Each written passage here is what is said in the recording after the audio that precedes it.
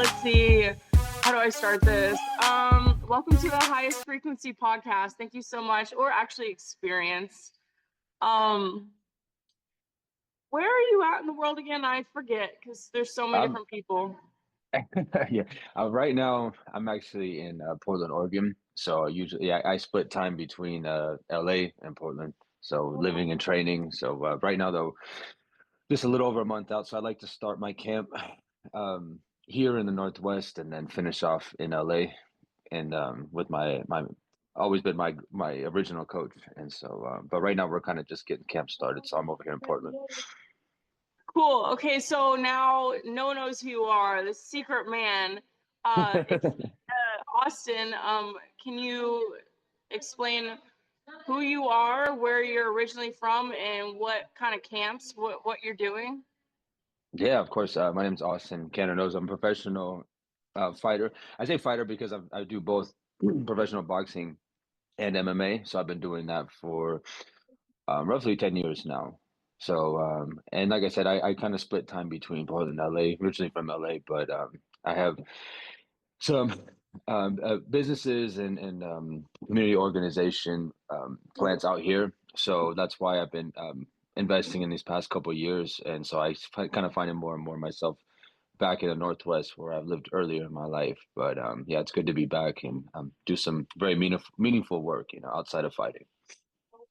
Oh, I love that. That's exactly what I'm trying to do as well, but we'll talk about that later. So right now you're a professional boxer? But yeah, so the past, I 6 months or so, I've been focusing solely on just boxing. So, like I said, in March 8th, and back in LA actually will be my next fight. So these past few fights have been just professional boxing. Wow. I'm curious, did you know if you look up on Google and you type in the hardest sport in the world, the number 1 sport is boxing? Yeah, I believe it. I believe it. It's yeah, it's different, than MMA. MMA it's presents, of course, its own challenges for sure. But boxing, you're so limited, of course, compared to MMA. And it's such a beast, it's like you have to be explosive. It's almost like you have to be a sprinter and a marathon runner at the same time for, 10, 12 straight rounds. It's intense. Yeah, so explain why in your experience would you consider this the hardest sport? What is the hardest part of boxing for you? Because I actually started boxing. Hmm. But anyways, yeah, let's get back to that question. Well, to me, I think, like I said, it's just even from just a physical standpoint, you have to train both, like in essence, an endurance runner, but a sprinter because you have to be explosive, fast. You have to have very, very um, sharp reflexes, of course, and whatnot. And so you have that, and it is definitely a chess match because you're so limited. But and then also too, it's like it's not where MMA you can get caught with one shot or get subbed on the mat. It's more it could be just a prolonged beating. Even if you are winning decisively, you're still no one leaves unscathed in there.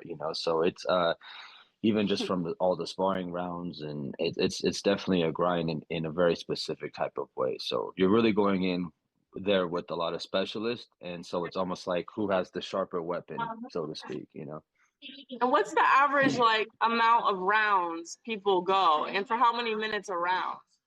Because boxing, yeah, you're right. Some can be like, I think I looked, the world record was like 40 or 50 rounds. I don't know. You can, if you know And anything. in an actual fight, like a Yeah, it was like professional a fight. long time ago. It was like Oh old man. school. I don't know if it was like I think it was a professional fight or something, but I don't know. Well, you usually, well, nowadays it's definitely at most 12 rounds, but yeah, Yeah, back in the day, like, Ali, Rocky Marciano, Sugar Ray Robinson, I mean, they would go 15, 18 rounds, just an insane crazy. amount. Yeah, yeah, just like, and they would just be still in there banging, you know what I mean? So yeah, For five, it is it 5 minutes a round? 3 minutes, 3 minutes, 5 minutes 3 minutes. MMA, three boxing. Yeah, but sometimes, man, depending on what side you are, man, it could be it felt like a lifetime for those 3 minutes.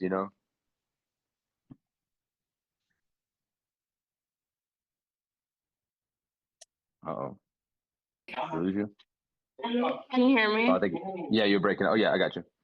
I think I think the Wi-Fi just went out here, so I turned on my phone Wi-Fi. I'm in some kind of cafe shop. Anyways, Okay. I mean, when you think about it, if I did the math right, 12 rounds of 3 minutes is 33 minutes.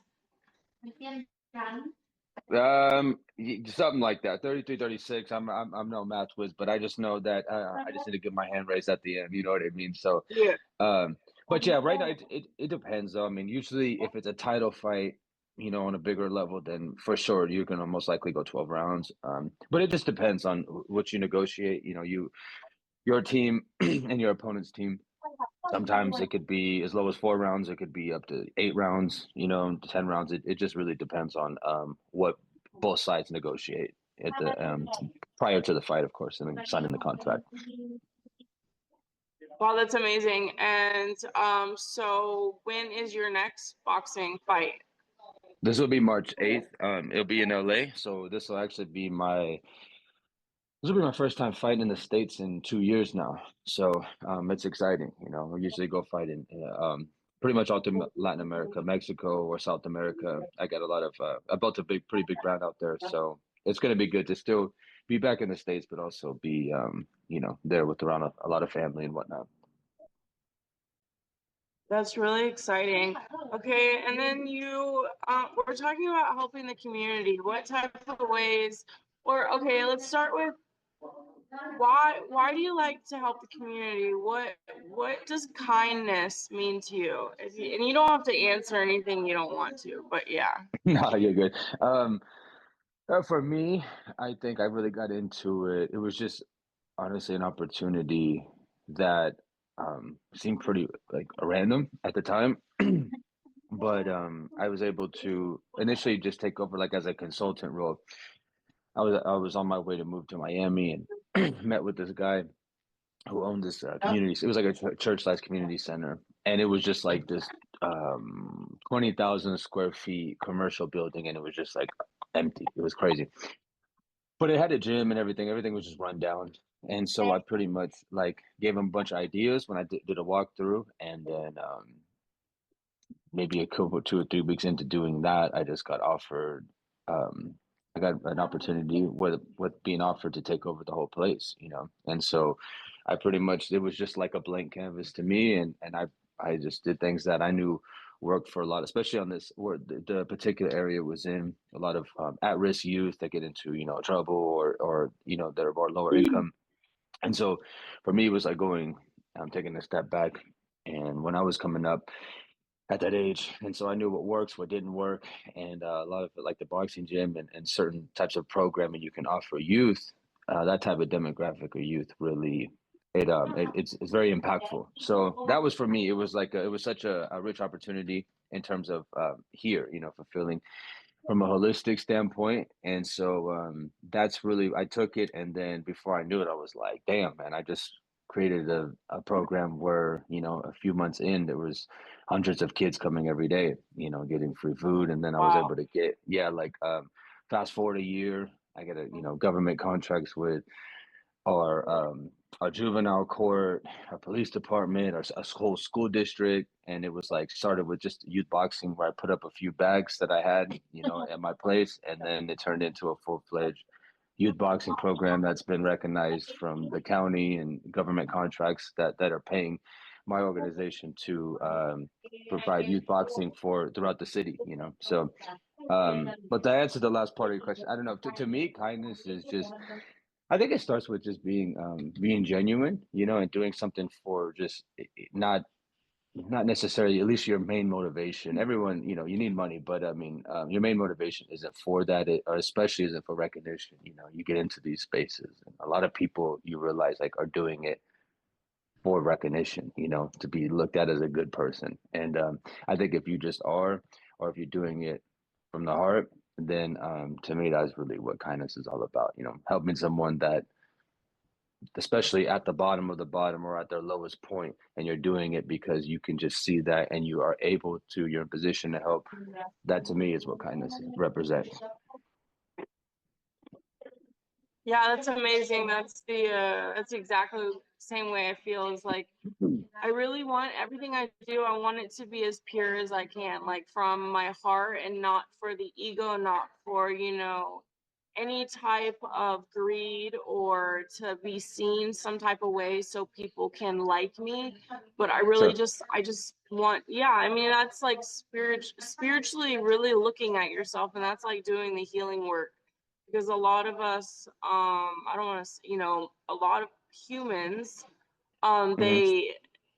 we don't know we don't know who we really are as our authentic self, and that's like goes with sin. I don't know if you're spiritual or what you believe in, but I believe sin is just like the little white lies that we can tell ourselves. It's so much deeper, and then when we become honest and pure with ourselves is when we can become honest and pure with other people, and that's like what I think is like the frequency of love. Hmm. Yeah, man. I mean, even whether you say it out loud or you think it, a lie is a lie, and it is a sin in the book, as the good book says. So, yeah, I Yeah. agree. Yeah, so let's if you don't mind, so my childhood was just like really fucked up. And Hmm. I like to hear about other people's childhoods. How was your childhood, and how did you get into martial arts? Yeah, it was I say it's pretty intense. Like I've been an athlete since I was 4 years old, technically. So this has just literally been my life, is always competing and and whatever, it doesn't matter. Like I was just always wanting to just be active, like I was like I looked at almost kind of weird because I didn't like staying inside and watching TV or playing video games or anything like that. So I was just always outside playing and wanted to do sports. I don't, even if it was by myself, whatever. So that's why a lot of people, even adults, were like, "Man, this is." They tell my parents like, "You got like a very unique kid." But um, for me, I dabbled into it, martial arts and whatnot. Man, I was always a fan. Like it was just the exposure for it. Like I remember, um, like being a '90s baby was so special because especially if you were, How old are you you? know, I'm in my early 30s. So if you were like a boxing fan, I'm in my 30s. right on. uh, so if you were a boxing fan, like HBO boxing was like at its peak, and so a young Floyd Mayweather, a young Pacquiao, De La Hoya was in his prime, Lennox Lewis, Tyson in their prime. So it was like you got to watch all of these boxing like literally every weekend. So I just remember going over to like my grandpa's house every weekend and watching. It was always a big fight on. And so watching Roy Jones Jr. in his prime was just like it's like those guys like that was so special. And you didn't realize how spoiled you were back then. But again, it was like it planted that where it was like, oh, like especially every young man and boy, you see that and you're like, fuck, dude, I want to be a fighter so bad. Like this is so badass. And then yeah, eventually, little by little, I just did more sports, but then made my way back in. Um, creeped my way back into the boxing gym and everything, and then MMA gym. But I just took it from there and never looked back. Wow, that's amazing. So you really been just like you were just like you came out of your mother's womb like ready, huh? Yeah, you could say that. Yeah, for sure.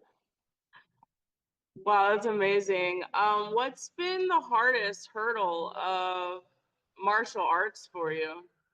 Like one of them. Obviously, there's a ton of, but what's one of the hardest things that you could say that it is become being a professional in this? Um, hmm. Probably just balancing, even trying to maintain any type of like normal relationships, being as busy, Yeah. especially because yeah, being a professional fighter, and fighter like yourself, it's so demanding. And all Hmm. day, either you're training or you're doing things in between to help like aid your training. You're either recovering or you're watching film, you're studying, you're always like in consumed with it. So I think that would be one of the most difficult things in terms of a professional level. It's because like it, even though if you're not necessarily like you looked at or you see yourself as a selfish person, you still have to be selfish, with your time and your career, right?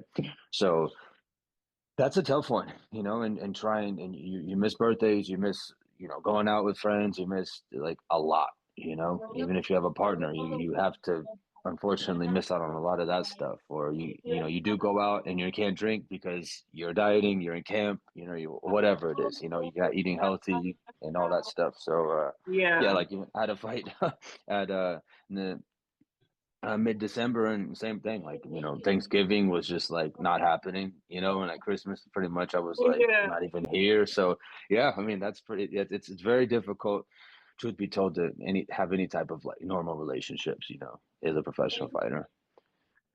100%. I totally get that. I mean, that's with entrepreneurs as well. And like, it's just Yeah, like your whole mind, body, soul is so focused. And that's not a problem, but it's something that I deal with as well, with even just relationships in general. I really need to call my grandparents, speaking of it. I mean, it's like ages go by and I don't even know the time anymore, especially in Thailand.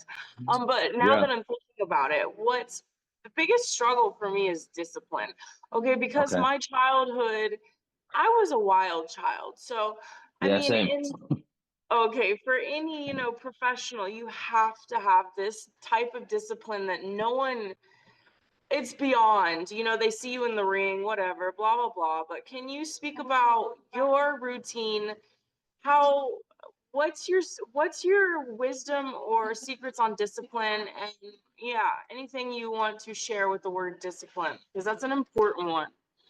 Yeah, I mean, that's definitely the one of the key ingredients to being a professional, especially just I think, you could pretty much apply to anything, right? But to successful for that matter. But yeah, I mean, in fighting, especially I think kind of like how we're wired as fighters, everything is so like based on a routine. We're always just doing a routine, So Yeah. for me, especially more and more in boxing, that's what my roots is. Um, always you wake up first thing and get your road work in.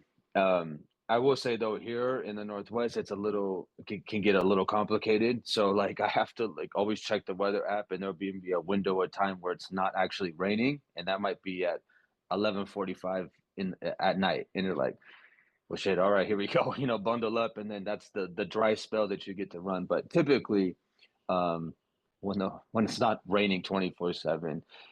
I'd wake up at usually 4:30 a.m., get, 6 to 8 miles at 5 in the morning, start running there, come back, rinse off, then go into either my boxing training or strength training, whichever one is going to come first.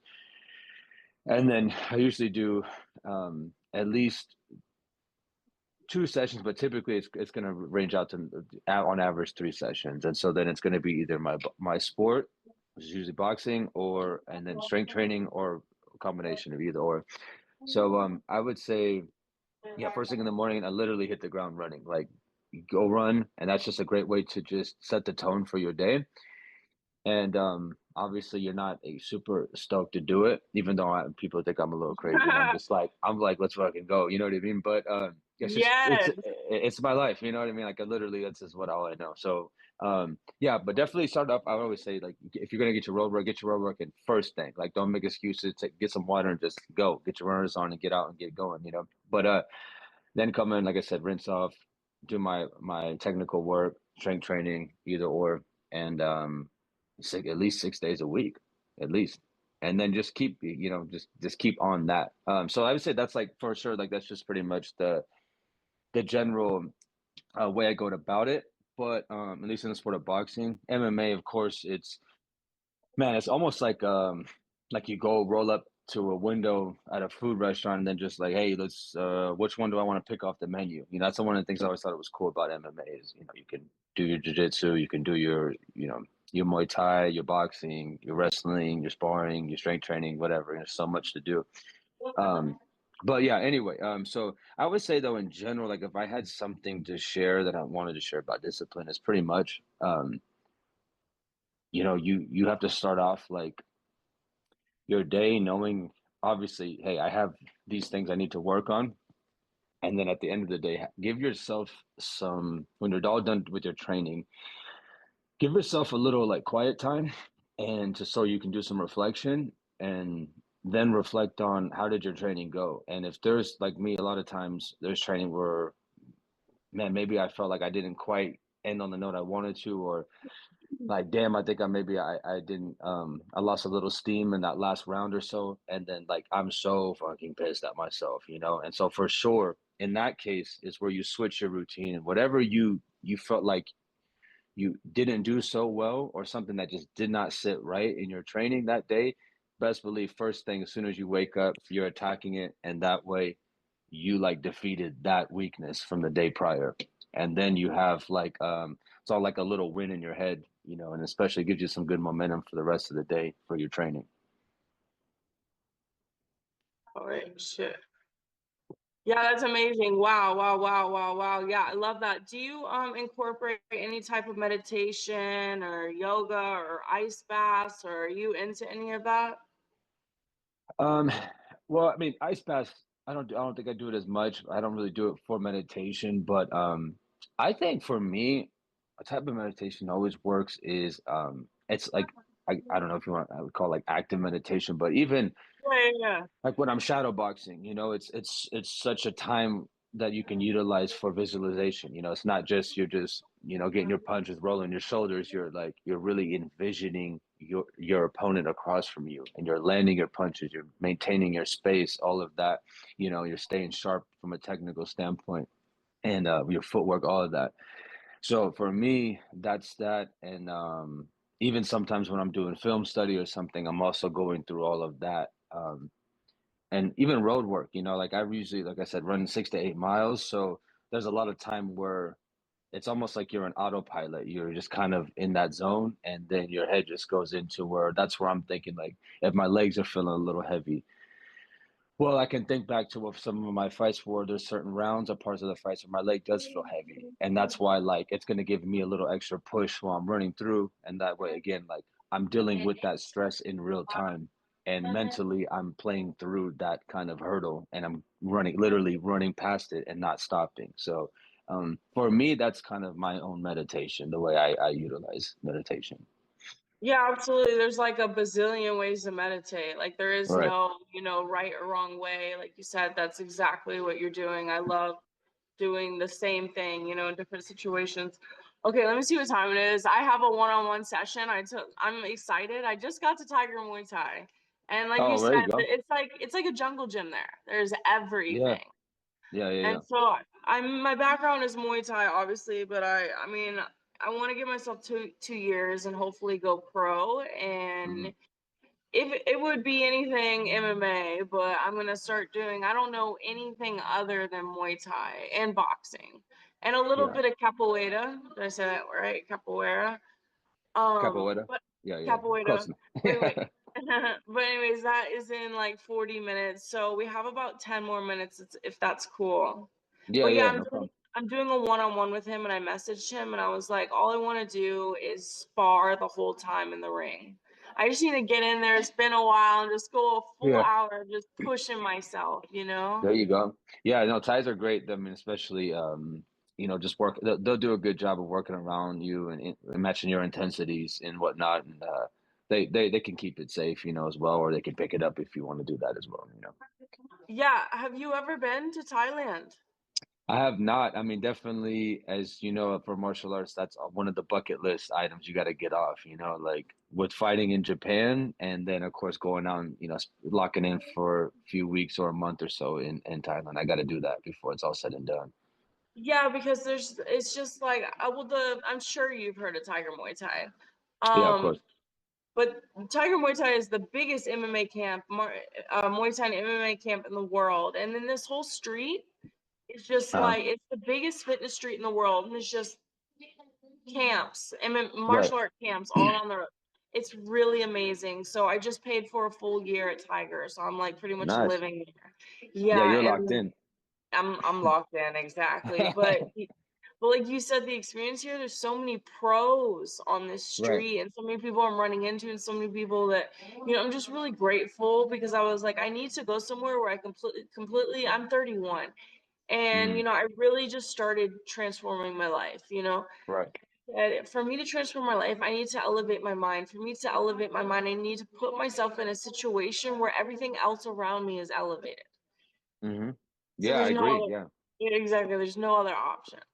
You But know, killers make killers. Iron sharpens iron. yeah, So that's what you got to do, man. You know, be in the Shark Tank. You know, be stay in there, and then eventually you go from learning how to swim with the sharks to just backstroking with the sharks. You know, it's easy, man. It's normal life. It's not nothing's big. You don't get nervous anymore. You know, it's just regular life for you. It gets to a point. You know.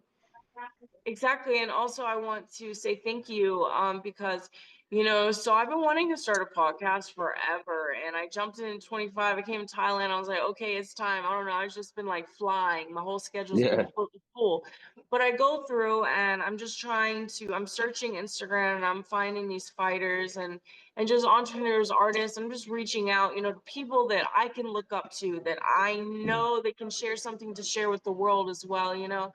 And so and then that's when I don't know how I found you, but I found you and that's why I reached out. And Yeah. so it's really inspiring to see what you're doing, and I'm so grateful for you to take the time to be here and to share your experience and your wisdom and your knowledge.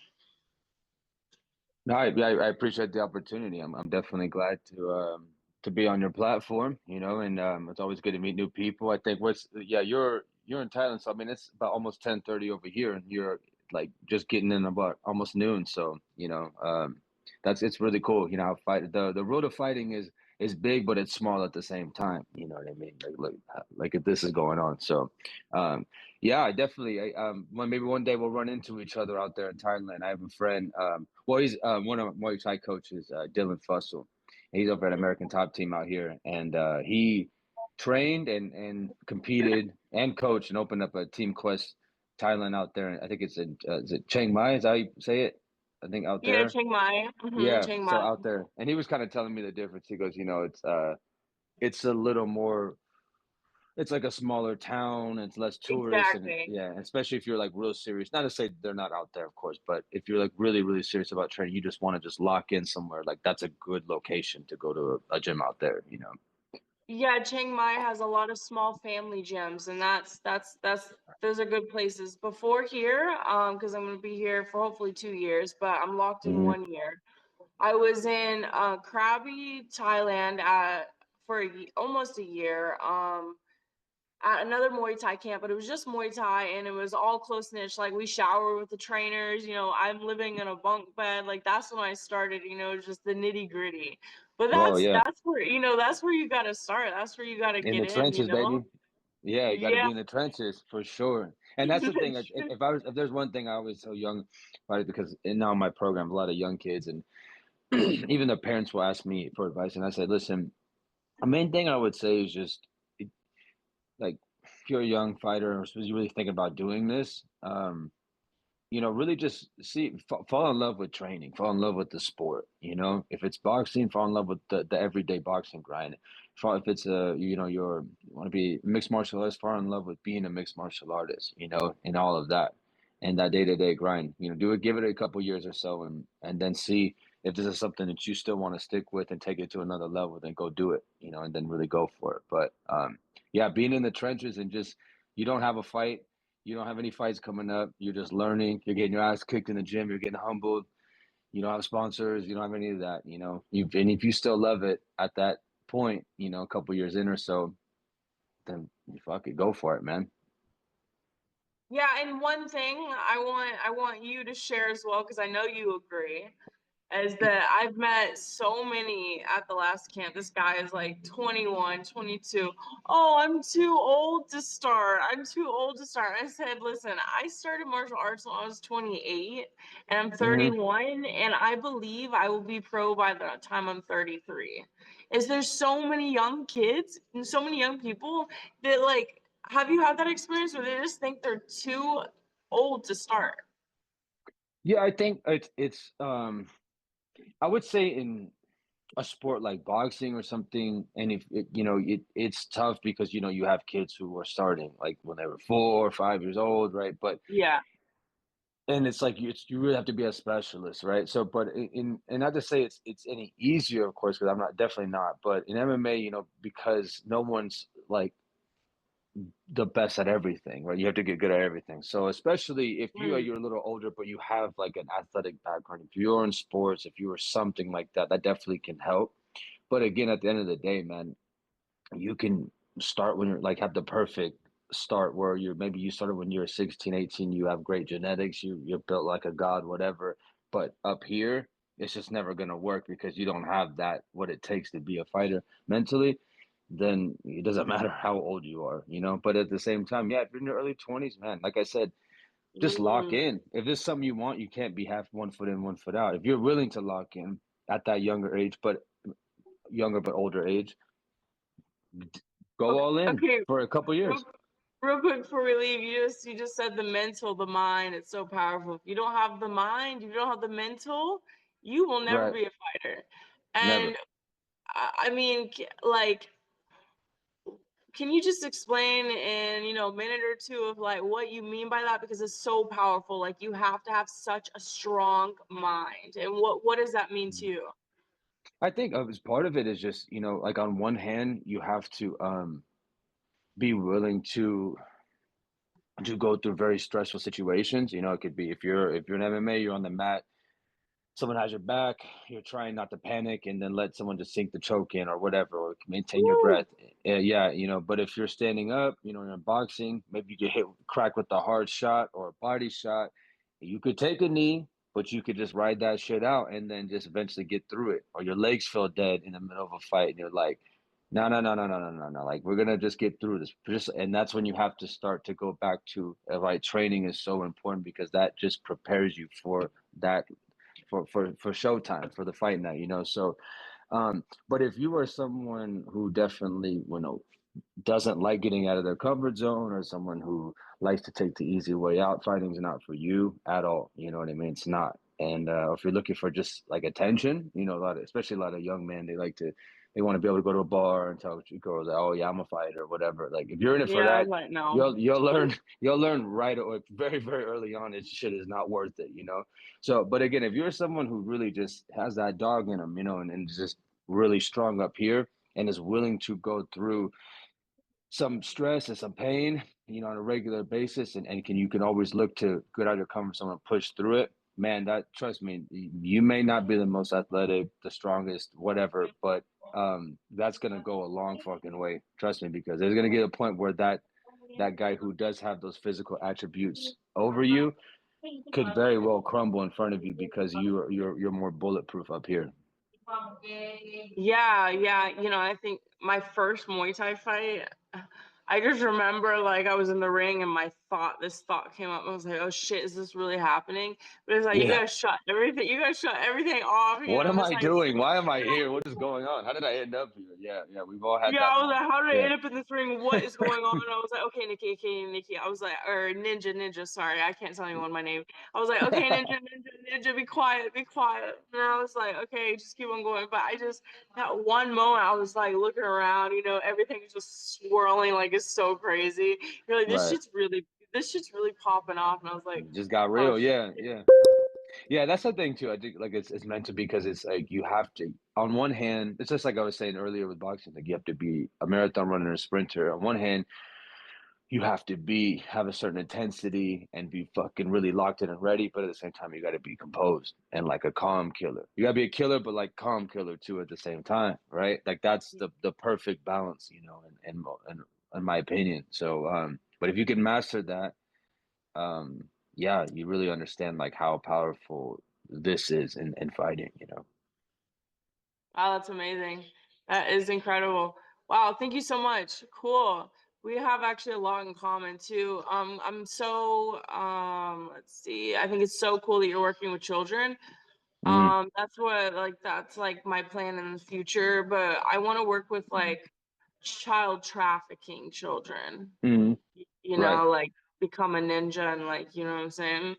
Yeah, But yeah.